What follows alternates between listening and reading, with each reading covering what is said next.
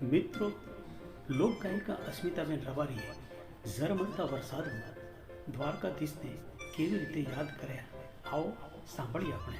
ઝરમર ઝરમર મેહુલો વરસતો અને પગપાળા એના ભક્તો જાતા હોય અને મેઘ ઝરમર વરસતો તો ત્યારે અત્યારે એવું એક ગીત ચાલે છે અને દ્વારકાધીશને આમાં સંબોધન કરવું છે. કેવું? ઓ મીઠા બોલે મોર લાલે આવે નીરા, મીઠા બોલે મોર લાલે આવે નીરા, એમ કરી જાઉં દ્વારકા મળવા,